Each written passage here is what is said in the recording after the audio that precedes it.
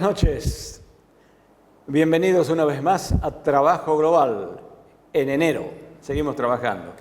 Los únicos que estamos acá en el estudio, yo y el Rolly, el único fiel. Y ya se van los valles también. Ya lo están reclamando. Va y viene, pero ahora ya se va a quedarse un tiempo, parece. No sé qué vamos a hacer, pero en el aire vamos a estar. Recuerdo una tapa de página 12,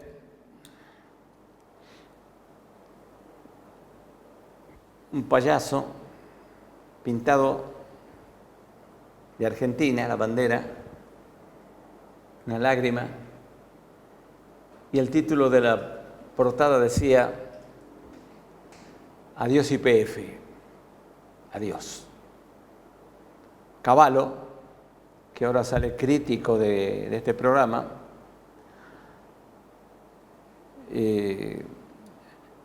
vendía lo que se llamaba la cláusula de oro,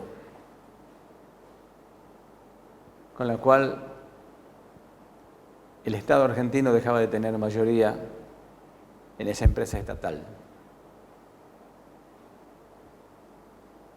que fundaron los radicales, tuvieron la idea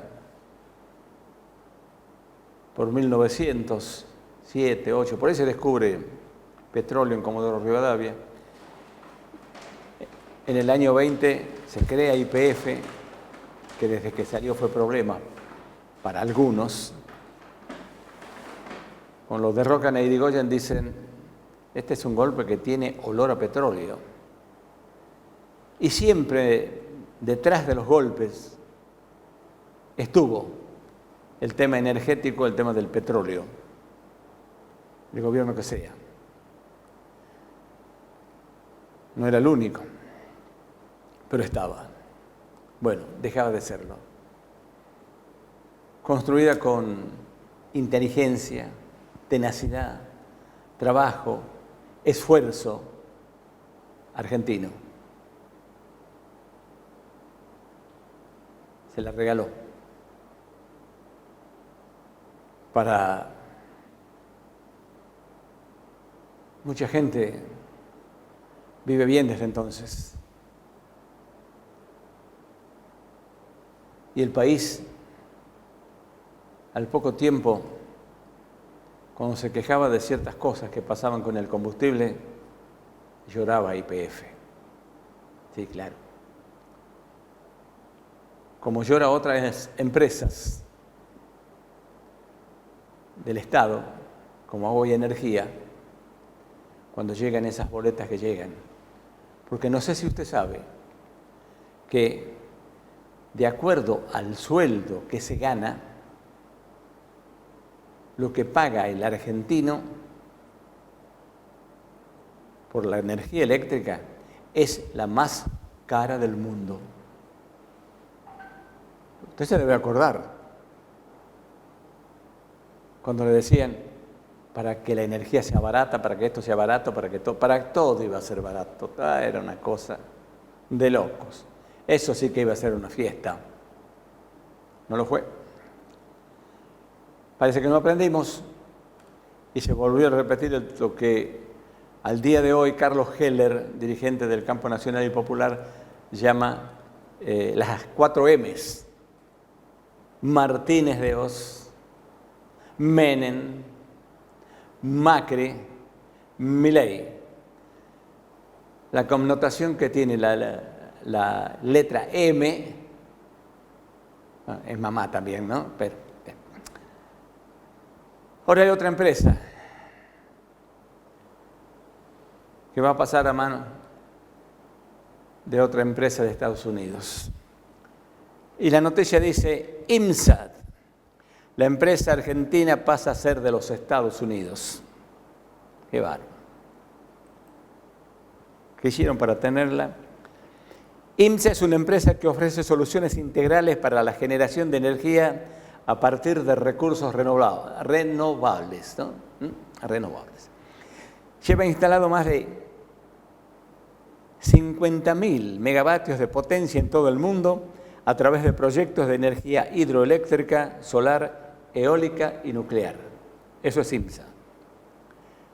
Desarrolla el diseño de la ingeniería, fabricación, el montaje y puesta en marcha, ejecutando los proyectos bajo modalidad llave en mano. IMSA es la única compañía de Latinoamérica con tecnología propia para equipos de generación de hidráulica con certificación ASME 3 para el diseño y fabricación de componentes nucleares. El Centro de Desarrollo Tecnológico se encuentra en Mendoza, Argentina, en donde se fabrican componentes claves para proyectos hidroeléctricos, parques eólicos, centrales de generación de energía nuclear y equipos de proceso para la industria de oil y gas. También en Mendoza cuenta con un centro de investigación y de tecnología compuesto por laboratorios y bancos de ensayos que permite mantener a la compañía a la vanguardia y optimizar al máximo la performance de sus productos. Eso es IMSA. Le estamos tirando a la basura. Los pocos dólares que puedan venir van a ser para pagar o sostener este sistema de timba financiera, que ya lo vivimos y ya lo conocemos, para que señores que en el pasado ya hicieron mucho dinero con esto y que hoy están en este gobierno como Caputo, lo sigan haciendo. Y al final no estará ni IMSA ni los dólares, pero sí estará el país destrozado, arrasado. Pero los que le hicieron, los responsables, no van a estar. Tampoco sus industrias, tampoco sus empresas. Esto es Trabajo Global. Ya volvemos. Sindicato Único de Trabajadores y Empleados Municipales, SUTEM, Tucumán Capital, avalado mediante resolución 2816/12 por el Ministerio de Empleo y Seguridad Social, adherido a la Federación de Sindicatos Municipales y Comunas Rurales de Tucumán, en defensa de los derechos e intereses de los trabajadores municipales, con una amplia gama de beneficios para nuestros afiliados, con sede social en Miguelillo 416-418, teléfono 240-824 y 3813-921-764. SUTEM, Sindicato Único de Trabajadores y Empleados Municipales. Marcelo Villagra, secretario general. Mate a construir otro sindicalismo. Sindicato de Trabajadores de Aguas Gaseosas. Junto a la familia, junto al trabajador, junto a Tucumán. Roberto Carabajal, secretario general.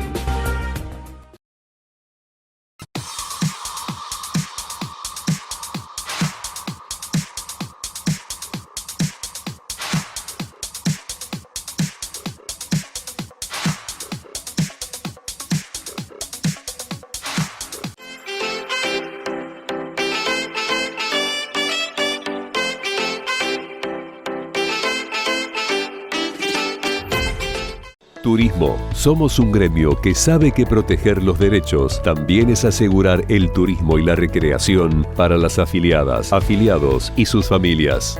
Invertimos en infraestructura, más centros recreativos para todo el país, para toda la familia. Más turismo, más UTEDIC. UTEDIC, compromiso con los trabajadores. Bonjour Conducción.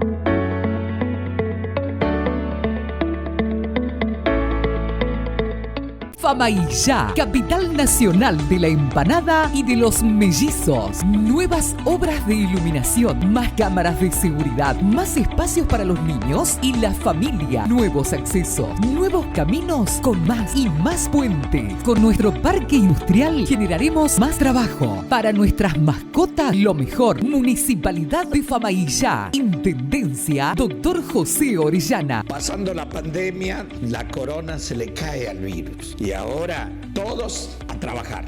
Gobernación Juan Mansur.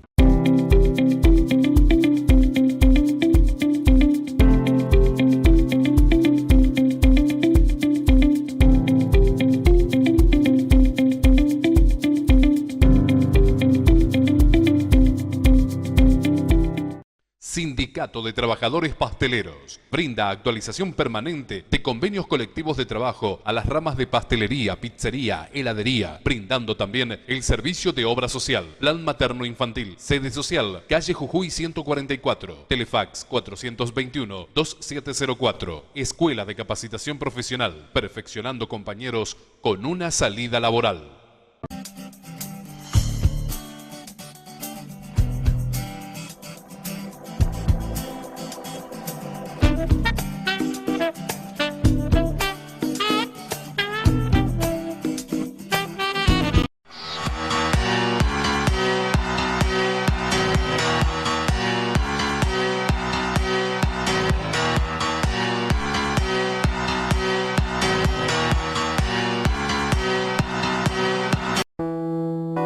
SITPOS, Sindicato Tucumán del Personal de Obras Sanitarias. MUPOS, Mutual del Personal de Obras Sanitarias. Junto al trabajador y su familia.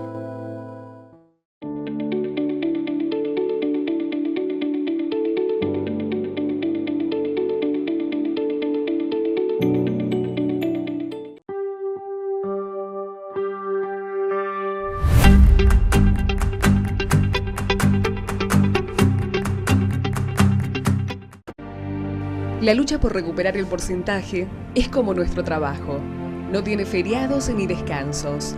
Sibendia, un gremio en lucha por su dignidad y sus derechos.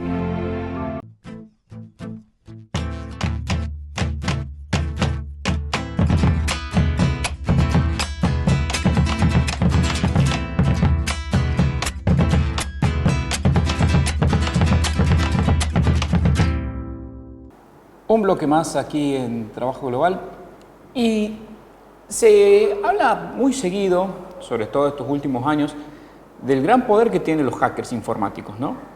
De cómo instituciones muy importantes, como instituciones del gobierno, bancos o demás medios de comunicación, en algún momento sufrieron el hackeo de su página web o de su sistema y muchas veces mucha información quedó al alcance de gente que vaya a saber qué hará con dicha información, qué hará con cuentas bancarias, qué hará con qué. Bueno, el hacker clásico, bueno, vamos a hablar de ello. Cuando las computadoras, los teléfonos celulares y demás cosas no eran el medio donde la comunicación pasaba más seguido, donde era, no, mejor dicho, donde no era el medio líder. ¿Cuál era? Era la televisión, ¿verdad? Si bien aún la televisión sigue predominando en cierto sentido, como en este momento, se logró interferir señales televisivas para dar mensajes. Y es algo, la verdad que un trabajo demasiado complejo teniendo en cuenta el poder que tienen las cadenas grandes de TV, las grandes plantas de transmisión, las grandes antenas, los satélites. Bueno, todo eso fue burlado. Y el caso más recordado de todos se dio en Chicago, en Estados Unidos. El 22 de noviembre de 1977, por la cadena WGN-TV, se estaba pasando resumen del partido que los Chicago Bears, el equipo de fútbol americano de la Ciudad de los Vientos, le había ganado a los Detroit Lions. En medio de las jugadas destacadas de dicho encuentro, bueno, pasó algo completamente inesperado. La pantalla de un momento para el otro se puso negra, pudo haber sido, quizá decían que algún fallo, bueno, cosas que pueden pasar, sobre todo en transmisiones en vivo, pero con el correr de los segundos la cosa se puso bastante perturbadora. Porque apareció un sujeto con una máscara puesta de Max Headroom, unos lentes oscuros y una especie de, no sabemos si chapa, cartón o lo que haya sido, detrás suyo para simular, en este caso, una escenografía de la que ya vamos a hablar de qué se trataba. Fueron no muchos segundos, pero una vez que esta interrupción fue interrumpida, valga la redundancia, el conductor Dan Rhodes dijo: si ustedes quieren saber qué pasó, yo también. Y bueno, el programa no pudo seguir de la misma forma. Los ingenieros que pudieron solucionar el problema de señal cambiando frecuencias hacia otro lado, pero bueno, se salvó de esto. Igual la transmisión solamente contaba con un zumbido, era buena pero no óptima. El zumbido era evidentemente por un intento también de transmitir sonido, pero lo lograron luego, ¿no? Unas horas más tarde, en la repetición de la serie Doctor Who, más de las 11 de la noche eran de ese mismo día, lograron interceptar la señal de otra cadena de televisión, la WTTW. Y en este caso lograron emitir sonido. Si bien fue un poquito que tuvo que traducir o prestarme demasiada atención, bueno, se sabía que el mismo sujeto con la máscara de Max Headroom, esos lentes oscuros que tenía, empezó diciendo el eslogan de la New Coke con una botellita de Pepsi. Tengan en cuenta que el personaje de Max Headroom, que también vamos a hablar enseguida, era una especie de vocero de Coca-Cola en ese momento, y la New Coke era una gaseosa que estaba siendo lanzada porque Coca-Cola se veía un poco amenazada porque la gente en un momento prefirió Pepsi en los Estados Unidos. Bueno, quisieron cambiar, hacer un invento. No estamos hablando de eso, pero más o menos para ponerlo en contexto. Bueno, empezó a hablar cosas completamente incoherentes, a cantar canciones que no sabemos por qué lo hacía. Capaz que era lo primero que se le venía a la mente a la gente que lo estaba haciendo. Lo más perturbador fue cuando se bajó los pantalones y se hizo golpear las nalgas con un matamoscas por parte de una persona que tenía una especie de disfraz de mucama o algo similar. Esta vez fue más tiempo. Se aprovecharon de la hora, de que era domingo, y de que ningún ingeniero que trabajaba en la WTTW estaba en ese momento. Los técnicos hicieron todo lo posible por también desviar dicha señal. Y tengamos en cuenta que la planta transmisora estaba en la terraza del Sears Tower de Chicago, que en ese momento era el edificio más grande del mundo con con 110 pisos. Bueno, se logró volver a la señal, pero ya era demasiado tarde. La verdad que lo que pasaba en ese capítulo de Doctor Who importaba poco y nada en ese momento, ¿no? En cuanto a quién era Max Headroom, qué personaje era el de la máscara, bueno, Max Headroom empezó en parte en la cadena MTV como presentador de videos musicales. Fue un personaje creado por los productores de un programa. Y hicieron varios intentos hasta que consolidaron a alguien que podía ser, era un actor que tuvo que pasar horas de maquillaje y sesiones para parecer una especie de holograma, animación o algo prácticamente futurista. Si bien, por ejemplo, Eminem en su video de Rap God lo imita, lo hace parecer, es un ícono de la cultura pop evidentemente muy fuerte, aunque no sea tan conocido por esta parte del mundo. También aparece, si no me equivoco, en la película Pixels de Adam Sandler. Pero más allá de eso, ¿por qué Max Headroom fue elegido para dicha interrupción de la transmisión? Bueno, es muy fácil. Posterior a los programas estos de MTV, se hizo una película y una serie llamada Max Headroom 20 minutos en el futuro. ¿De qué trataba? Bueno, de que estaba todo gobernado por una especie de oligarquía, que tenían medios de televisión y habían llegado inclusive a tener leyes un tanto, bueno, tengamos en cuenta que es ficción, es ciencia ficción o cyberpunk, como se lo conoce con algunos géneros cinematográficos, donde se gobernaba mediante una oligarquía, como ya lo mencioné, de cadena de TV que habían llegado a imponer, por ejemplo, prohibir los interruptores de apagado de los televisores. ¿Para qué? Para que el público esté constantemente prendido a eso, sea una forma de lavado de cerebro, lo que ustedes quieran llamar. Y Matt Headroom era una especie de vocero para justamente combatir esto. No quiero, la verdad, de mi parte personal, no soy amigo de los spoilers, se la puedo recomendar. Bueno, Matt Headroom, 20 minutos en el futuro, fue del año 1985. Bueno, 2 años antes de que suceda todo esto. Fue un símbolo en cuanto a... Pero si bien es bastante indescifrable de lo que se trata,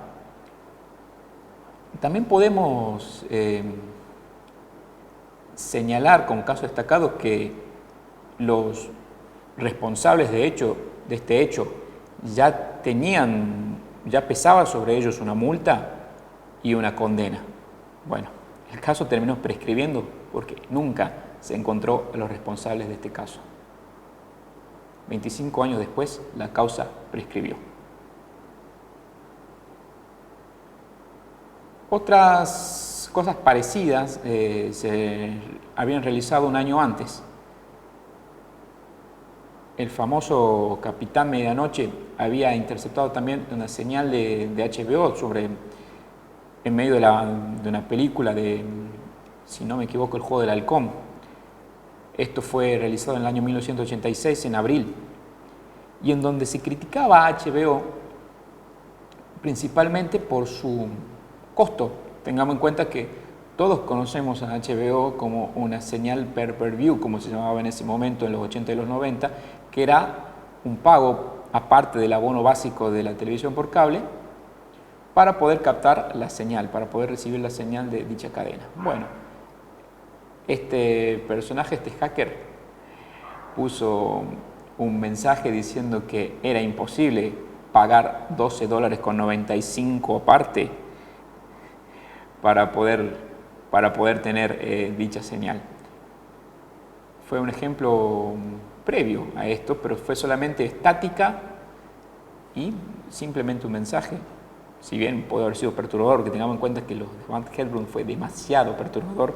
Si usted se pone a ver un segundito cómo sería una noche que usted está con su televisión un domingo y de la nada se interrumpe la señal y ves eso consumido. Yo al día de hoy lo sigo pareciendo como perturbador. De hecho, hace bastante que lo queríamos contar. Pero no fue el primer antecedente, pero fue el que más marcó, sobre todo, teniendo en cuenta que, por ejemplo, cadenas de Israel, sin ir más lejos, en el 2006 también interceptó señales de televisión de Líbano para protestarte contra el Hezbollah. Convengamos que en Rusia, en Polonia, se logró poner una marca de agua sobre la mancha, sobre el televisor, sobre las pantallas de los televisores de ese momento, de las señales de televisión de ese momento, para acompañar a compañeros que habían sido recientemente despedidos. Pero el ejemplo más concreto que le tenemos que dar fue el que tuvimos que pasar en el año 1978, durante la dictadura más sangrienta de nuestro país. Bueno, en medio de un partido de la selección argentina por el dicho mundial, mientras se estaba logrando el pase a la final ganándole a Perú, Montoneros logra interceptar la señal de canal y dar su mensaje. Este mensaje fue, si bien localizado no a los responsables, sino desde dónde venía dicha señal. Se encontró un departamento completamente vacío y un mensaje en la pared diciendo: Argentina campeón, lidera el paredón. Es posible en todos lados todavía. Pero en su momento, esto fue el ejemplo en nuestro país, fue unos 9 años, 9 años antes de que el incidente más grande se diera en una televisión norteamericana y saltara a los ojos del mundo, en donde hizo que toda la comunidad muestre el otro día cómo lograron burlar un gran poder de ingeniería como transmisión pirata, y al día de hoy no sabemos quién fueron los responsables. Vamos a un corte.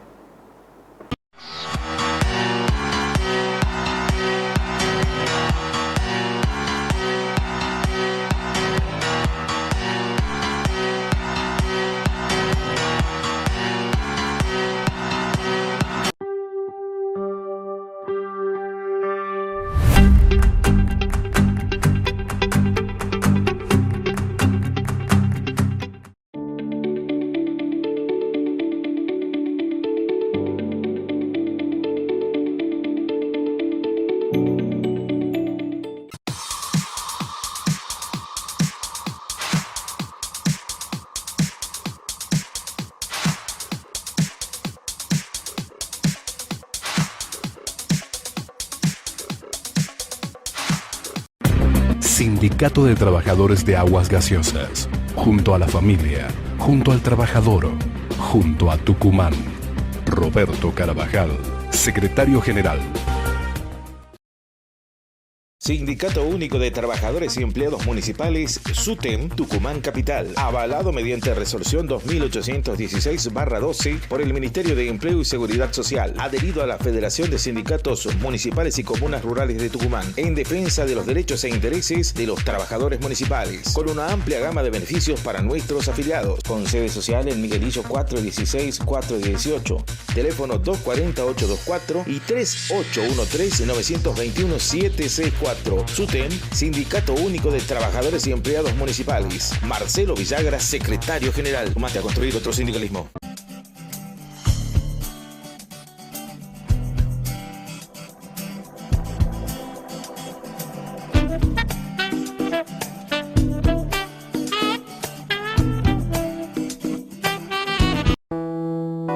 SITPOS, Sindicato Tucumán del Personal de Obras Sanitarias.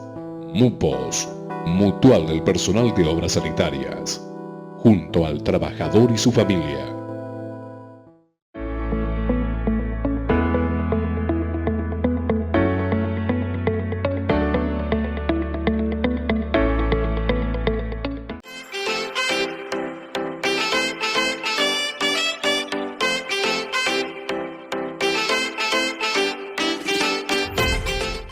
Seguimos en Trabajo Global. Entrevistamos a Pedrito Espeche, militante peronista de toda la vida, veterano de estas lides ya, pero joven, Pedrito. Bueno, nos tiró algunas cosas de la política tucumana que aparecieron en algunas páginas de dimes y diretes, que Mansur va a jugar, que no va a jugar, que ya arregló con Jaldo, que nunca va a arreglar con Jaldo. Y bueno, ¿y entonces qué pasa con Acevedo? No, Acevedo es hombre de Mansur, ahora lo que dice Mansur. Y si salen otros, y si no sale ninguno, y aquel, y el otro, y el demás, y el demás, aquí, el demás. Lo cierto es que esos problemas, esas agachadas que tiene la política, después influyen en el votante, porque influyen en las listas. Y si vuelven a aparecer los mismos, por desastroso que sea lo de Milei, el peronismo tiene que mostrar otra cara. Mejor dicho, tiene que mostrar su cara peronista. Tiene que ver el pueblo, la gente, la sociedad, como usted lo quiera llamar, la cara peronista. Si no, no va a votar, no va a acompañar. Porque eso, de peronista, pueden tener mucho. Tal vez la ficha, tal vez esto, tal vez aquello, otras cosas. Se dirán, saldrán por el partido, legalmente serán autoridad partidaria, pero dirán que respetan la doctrina, no respetan nada, en absoluto, para nada. Pero viven bien. Eso sí, viven bien. Y algunos van a hacer que vivan bien muchas generaciones que vengan atrás de ellos, de su familia. Y ahí está el desafío del peronismo, el peronismo militante. El peronismo que entiende que esta situación, por difícil que sea, si Milei pierde, si el gobierno de Milei comienza a hacer lo que dijo que iba a hacer, si sigue con la motosierra, sigue con otro, no será tan difícil la solución si se hace peronismo. Así que, bueno, de cosas de tipo hablamos con Pedrito. Mira, yo creo que hay una realidad provincial que no es la misma que la nacional. Entonces la realidad provincial hoy, no hoy, sino hasta ayer diría, creo que Jaldo podía ser el dueño y señor de las elecciones del 2025. ¿Por qué digo esto? Porque antes de las elecciones internas del partido, fíjate vos la causalidad, él manejando el Partido Justicialista de Tucumán, gran parte de la legislatura oficialista, las comunas y o sea, el aparato del gobierno totalmente acompañante, y la oposición, como él es socio del jefe, no es oposición. Entonces él no tiene una oposición ni de adentro ni de afuera. Entonces, muy delicada para vos la situación de otro peronismo que quiere reverdecer laurales, pero con la doctrina de Perón. En realidad pasa por otro lado en principio, porque debemos ser realistas. Debemos ser realistas. ¿Sí? Lo que ocurre es que con la interna partidaria nacional, donde Jaldo queda pegado al candidato de La Rioja, y un sector del peronismo importante, pues no es menos importante, estaba el presidente del partido, senador nacional Juan Mansur, del lado de la Cristina, aquí se planteaba una interna. Hay un rumor que dice que va a jugar ahora. ¿Escuchaste? Es parte de la política, es decir, hay versiones, pero a ver, si nosotros nos llevamos a la versión, hay una versión que me dice, de parte de una buena fuente, que Juan le propuso ya a Jaldo armar una lista compartida, 2 y 2.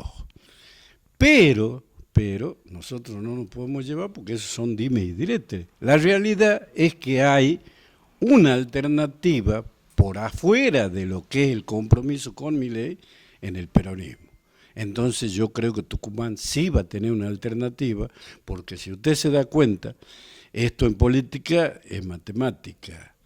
La oposición va a dividir votos, Jaldo va a ser la mayoría, pero hay una parte del peronismo que le va a dar una alternativa a la sociedad que está enojada con Milei, a los jubilados que los agarró, le han quitado los remedios, a los trabajadores que no le suben el salario, a los chicos que le han quitado el comedor, a los padres. Entonces, esto va a dar una alternativa. Y Jaldo pierde un legislador provincial y yo creo que pierde las elecciones. Porque es una forma de perder las elecciones. Porque fíjese usted, matemáticamente, saca un legislador nacional a favor de lo que es la oposición, es un legislador menos para hoy el oficialismo. Entonces, es un valor incalculable. Ahora, ojo, que nosotros menospreciemos a cómo vota la sociedad. Usted ya tiene que haber aprendido, como yo, que no hay voto comprado ni seguro. El peronismo tenía que ganar y por gran diferencia en Tucumán. Y sin embargo, fíjense en ustedes cómo terminó las últimas elecciones nacionales para presidente de la República. Brillante, Pedrito, gracias. No, al contrario, muchísimas gracias a ustedes por darnos esta oportunidad de hablar, que no es cierto, de lo que a la gente necesita saber. Y hay un último mensaje.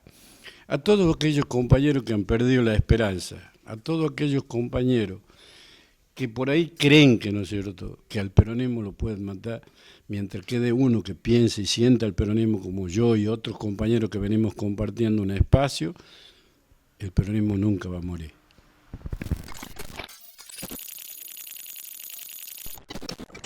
Francisco Eduardo Breppe es hombre del peronismo también, hombre de Convergencia Peronista, militante de toda la vida,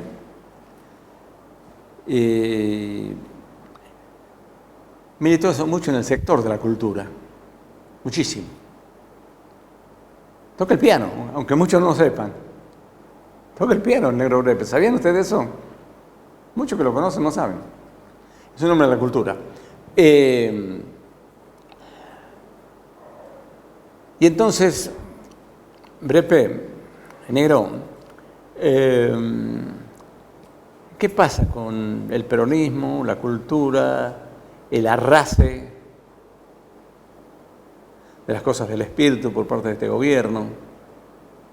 Sí, querido, es bastante preocupante, ¿no? En realidad esto ha comenzado, digamos, hace unos años atrás. Sin ir más lejos, hace poco estaba hojeando yo un escrito que hice para otro partido político que me pidieron sobre la cuestión cultural, o sea, la dominación, el poder que se manejaba a través de la cultura. En un principio antes invadían países y posteriormente comenzaron a invadirlo a través de la cultura. Y es bastante preocupante. Hoy, más que nada, porque los jóvenes hoy en día directamente los están apartando de lo que serían nuestras raíces culturales. No nos olvidemos que la cultura comenzó con el primer hombre que hizo algo y de a poco, ¿no es cierto?, era una especie de feedback, o sea, lo que él creaba, después los demás lo aprendían y a la vez ellos volvían a aportar. Y esto fue un proceso que todos lo sabemos, ¿no es cierto?, a través de los siglos. Y hoy pareciera que eso se está abandonando. Pareciera que ahora es mucho mejor que los jóvenes piensen en ver si les alcanza el dinero para poder divertirse, más que nada, ¿no? Por supuesto que hay excepciones. Como yo les digo muchas veces, mientras hay una juventud que le encanta los viernes y los sábados, salir y estar hasta las 4 o 5 de la mañana, hay otra juventud que les está sirviendo a ellos. Son esos jóvenes también los que, en cierta manera, con su trabajo, colaboran un poco con lo que es la economía del país. Ellos no pueden darse ese lujo de salir a divertirse. Entonces, eso es lo que se privilegió.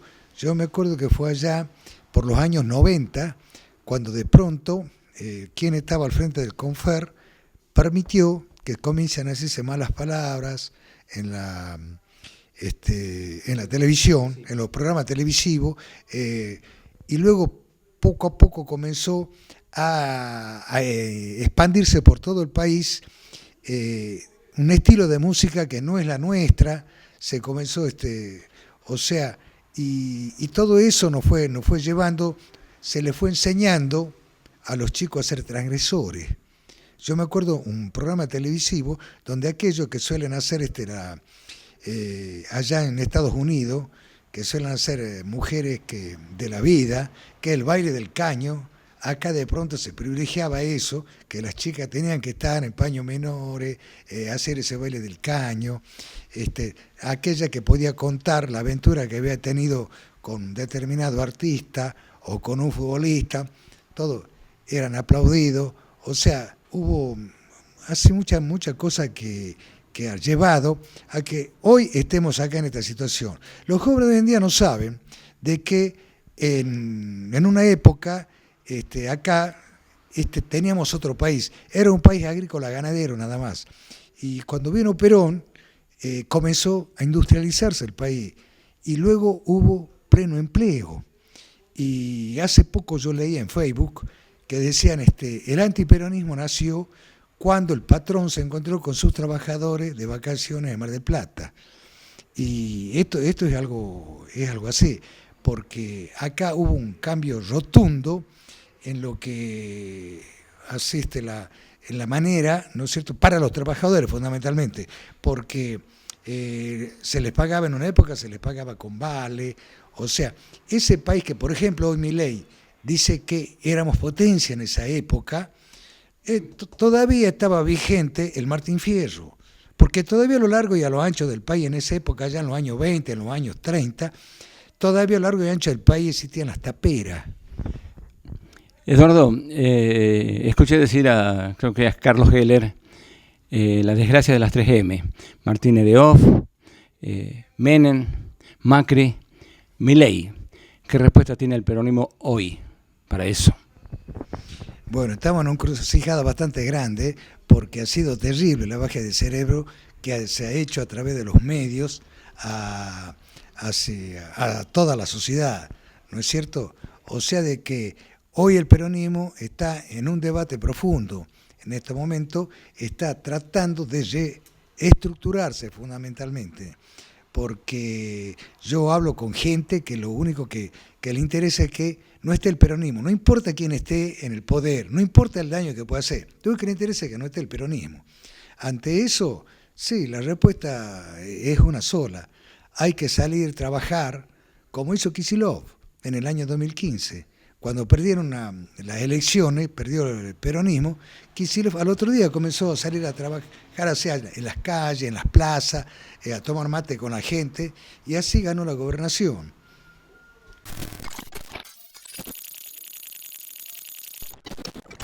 ¿Clarito, no? Sí. ¿Corte?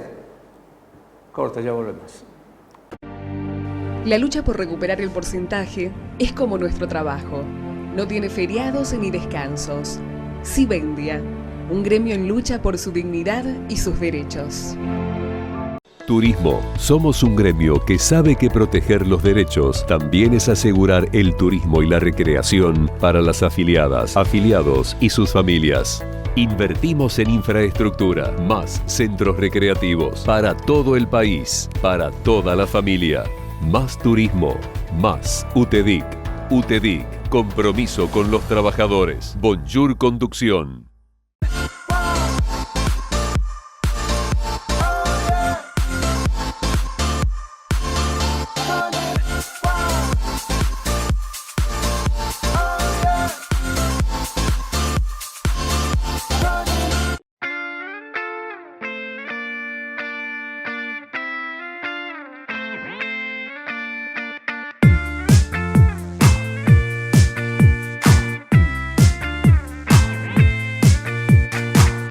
Sindicato de Trabajadores Pasteleros. Brinda actualización permanente de convenios colectivos de trabajo a las ramas de pastelería, pizzería, heladería, brindando también el servicio de obra social, plan materno-infantil, sede social, calle Jujuy 144, telefax 421-2704, Escuela de Capacitación Profesional, perfeccionando compañeros con una salida laboral. Famaillá, capital nacional de la empanada y de los mellizos. Nuevas obras de iluminación, más cámaras de seguridad, más espacios para los niños y la familia. Nuevos accesos, nuevos caminos con más y más puentes. Con nuestro parque industrial generaremos más trabajo. Para nuestras mascotas, lo mejor. Municipalidad de Famaillá. Intendencia, Dr. José Orellana. Pasando la pandemia, la corona se le cae al virus. Y ahora todos a trabajar. Gobernación Juan Mansur.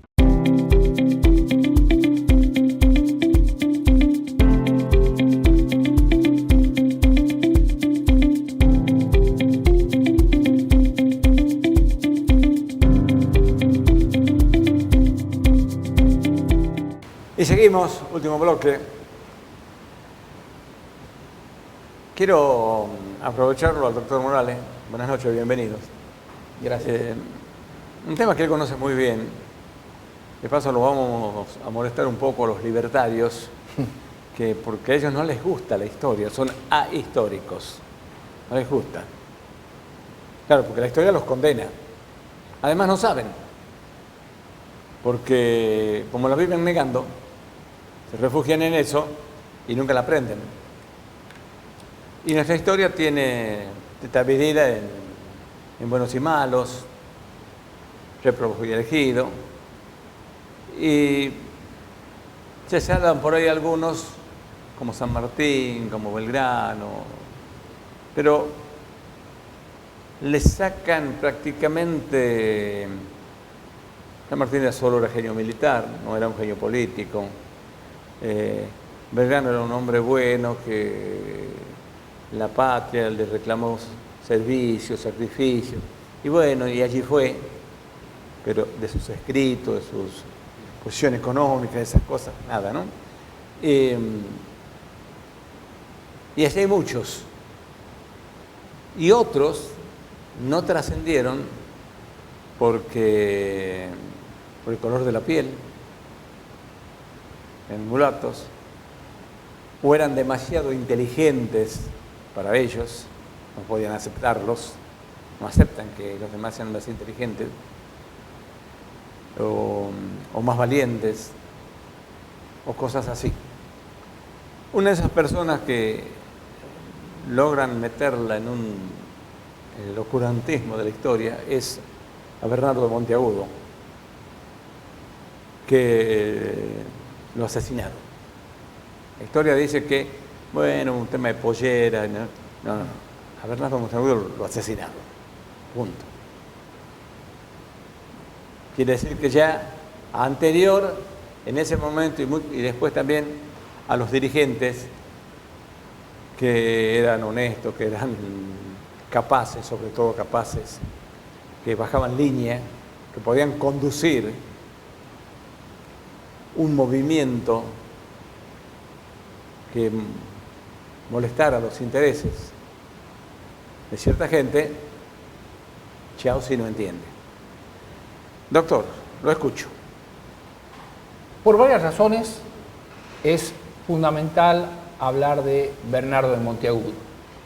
En primer lugar, porque efectivamente lo asesinan en Lima, Perú, un 28 de enero de 1825. Había nacido en Tucumán en el año 1789.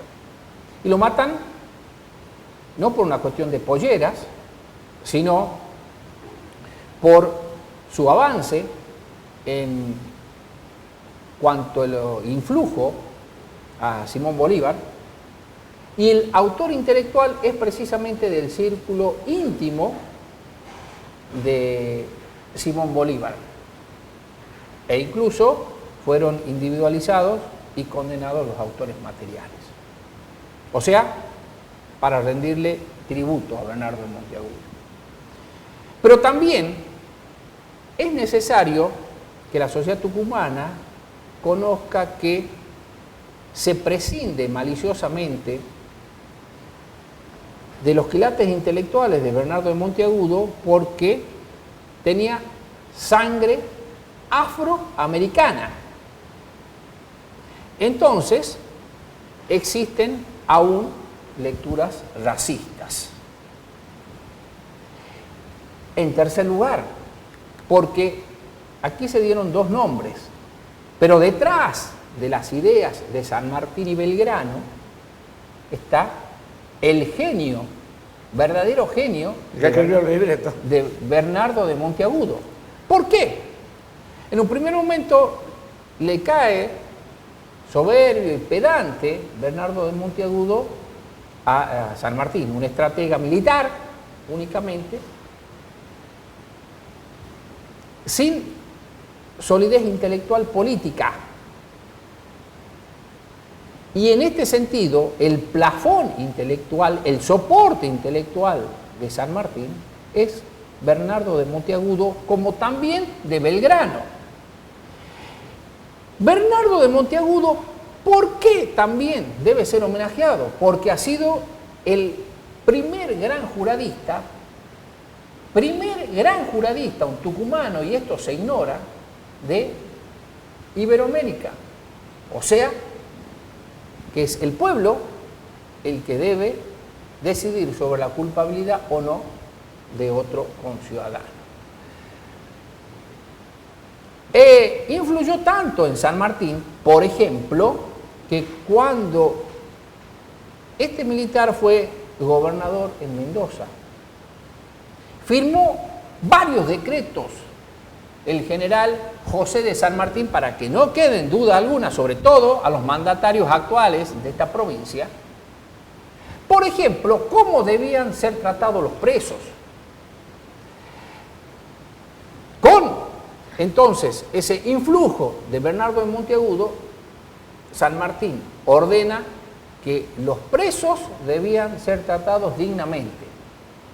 Dispone que debían tener 4 razones diarias: desayuno, almuerzo, merienda, cena, que además debían contar con ropa adecuada y abrigo, entre otras disposiciones tendientes a una concepción humanista de la cárcel. Otros escritos hacen referencia a que debía tener un sentido resocializador. Luego, en Chile, también pasa a constituir Bernardo de Monteagudo en un referente intelectual de Bernardo de O'Higgins, y luego, finalmente, en Simón Bolívar. Todo esto debiera conocerse, pero ¿en qué están interesados entonces los historiadores de Tucumán? Algunos cuales son abogados, incluso importantes autoridades, en recuperar figuras de represores de la última dictadura cívico-militar eclesial.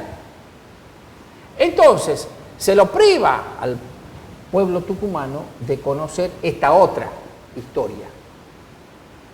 Y también es cierto lo que también, valga la redundancia, acaba de decirse, que existe aún hoy ese tufillo racista por la que prefieren entonces esconderlo. Cuando, por ejemplo, un verdadero libertario, un socialista libertario, como se denominan a los anarquistas, Osvaldo Bayer, acreditó que en la Argentina la mayor sangre que circula por las venas de quienes vivimos por aquí es de los pueblos originarios. Hay de nuevo otra vez problemas con los pueblos originarios, han desalojado ahí cerca del Nahuel Huapi, los culpan de todo. El gran secreto de San Martín, que lo sabía todo el mundo, escribió Terraña, y era mulato también, era mulato, eso se supo. Bernardo de Monteagudo mucho más, y tantos otros, nuestra madre de la patria, María Remedios, o Remedios María, una cosa así tenía.